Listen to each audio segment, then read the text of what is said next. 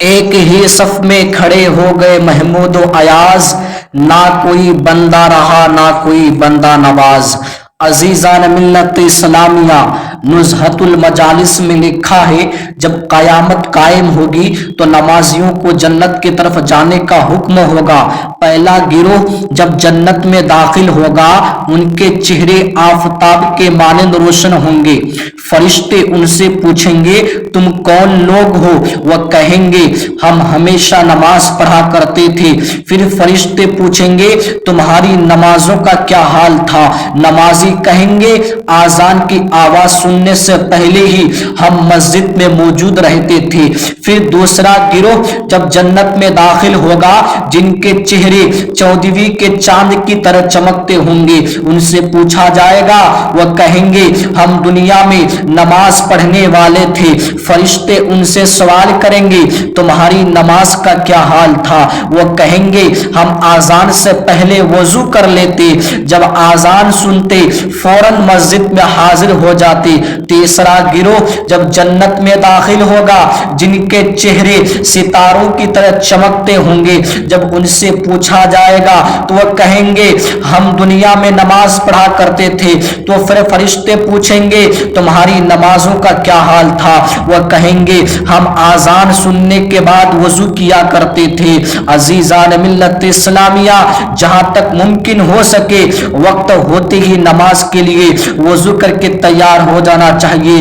اللہ اکبر۔ سرکار دو عالم صلی اللہ تعالی وسلم ارشاد فرماتے ہیں جب بندہ نماز کے لیے کھڑا ہوتا ہے تو اس کے لیے جنت کے دروازے کھول دیے جاتے ہیں۔ اس نمازی اور پروردگار عالم کے درمیان جو حجابات ہوتے ہیں ہٹا لیے جاتے ہیں اور حوران جنت اس کا استقبال کرتی ہے۔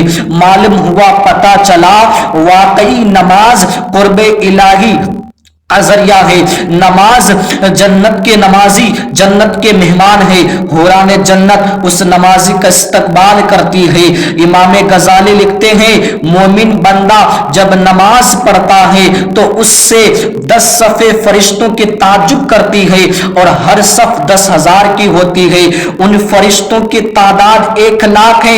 اللہ تبارک و تعالی ان 1,00,000 فرشتوں کے سامنے اس نمازی بندے پر فخر کرتا ہے۔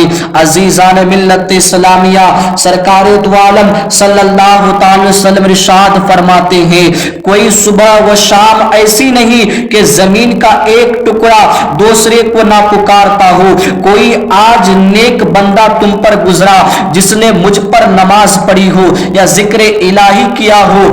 اگر ہاں کہے تو اس کے سبب اپنے اوپر بزرگی کا تصور کرتا ہے۔ ایک دوسری جگہ سرکار دو عالم صلی اللہ تعالی وسلم ارشاد فرماتے ہیں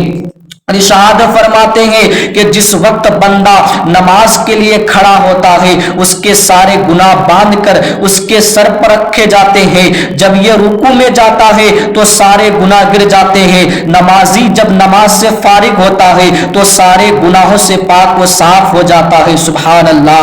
عزیزان ملت اسلامیہ، آج ہمارے معاشرہ میں آج اپنے گھر کا جائزہ لے، بے شمار لوگ نماز سے غفلت کر رہے ہیں۔ آج مسلمان اس بات کی طرف ذرا بھی توجہ نہیں دیتے۔ ہم کو نماز پڑھنا چاہیے، جبکہ قرآن و حدیث میں نماز کے لیے خوشخبری ہے اور بے نمازی کے لیے وعید آئی ہے۔